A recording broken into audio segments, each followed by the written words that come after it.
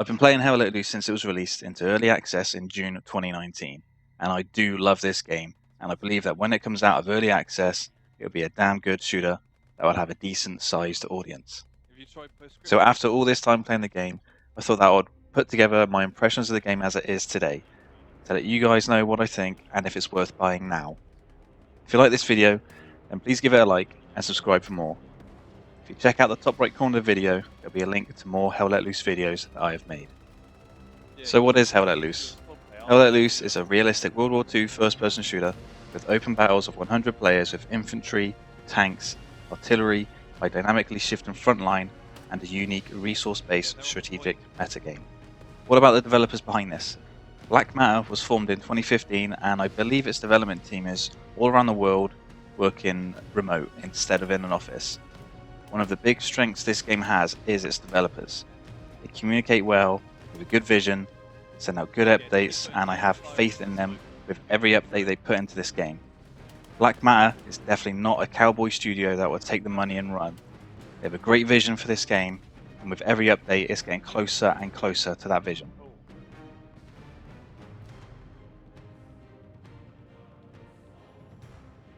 Hell Let Loose is a realistic World War II shooter. It has a heavy focus on team play, and you cannot even spawn without even joining a squad. Each squad can, or really should, have a squad leader who reports to a commander who oversees the battle and can use special abilities such as calling in a strafing run or a bombing run. There are 3 types of squads in the game. First is infantry, and each squad can have up to 6 people choosing from various roles such as rifleman, medic, anti-tank and machine gunner. There are a few others, and each role has unique things it can do. A medic can revive players, the rifleman can drop ammo, an anti-tank carries a bazooka and can build an anti-tank emplacement gun. Squad leaders can build spawn points for their squads and for their team. Second is armor, and these guys control the tanks. The roles available for armor are tank commander and crewman. Tanks get 3 slots available in them, which are your driver, gunner and commander. One thing I would recommend is to not solo play a tank, as you'll be at a massive disadvantage. Drivers have a very limited field of view, as do gunners. The commander can easily see what's around them and can inform the other positions of what they need to do and where they need to go. The last squad type is recon, which consists of a sniper and a spotter, with the spotter pretty much acting as a squad leader where it can build spawn points. The available game modes are the typical sort of conquest mode, where you need to capture the objectives. However, each objective must be captured in order, and once an objective is captured, it is locked down for a couple of minutes. This helps to keep a good focus around a couple of points. There is also a variant of this mode, which is pretty much like an attack v defense. There is a resource system in the game which determines what abilities your commander can use and how often your tanks can spawn in. You generate extra resources by capturing objectives and by having engineers build resource nodes. If you want more information on this system, then please check out the video using the card in the top right corner of your screen.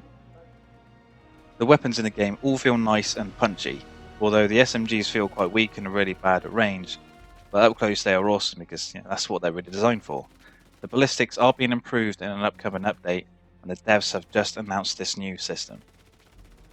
Now, as the game is a realistic shooter, its art style is, of course, realistic as well, and from this aspect it accomplishes its goal. The graphics are not going to win any awards. Does that mean that they are bad? Not at all. They are definitely nice. I do have a video looking at various locations on the available maps and comparing each of the graphics presets in game, so check out the card in the top right corner of your screen for that video. I do have some issues with the graphics when it comes to the high and epic setting for post-processing. The lighting effect when looking towards the sun is just, in my opinion, too much. I wouldn't recommend playing with that setting, as it will make spotting enemies when looking towards the sun much harder. I hope the devs expand the graphics options, as post-processing covers many different effects within the game. So to cap off the graphics, they are very nice, but they won't win any awards. The sound design in the game is great.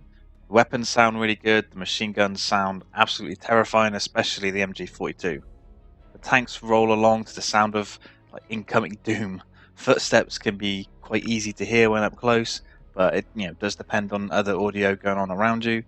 Artillery is easy to hear out, and you can just hear the shells screaming through the air before they land and explode.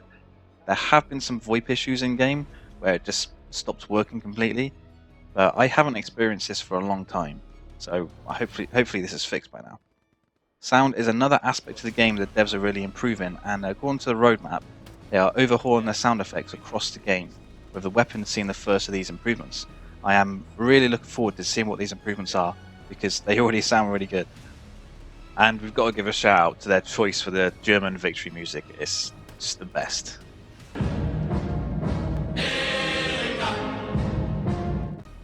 Luckily, there are no microtransactions in the game, and I cannot find any reports of the devs looking to implement any. In the game, all cosmetics are unlocked by achieving ranks for your certain roles or your overall rank. There is one exception where early Kickstarter backers have received some extra cosmetics. We have seen some early previews of incoming cosmetics, and I'm glad to see they're not going down the route of DICE and Battlefield 5 by going over the top. So, should you buy Hell Let Loose? Hell yes.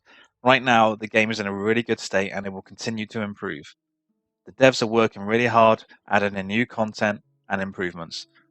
Just a couple of days before recording this, they announced their new ballistic system, which looks really promising.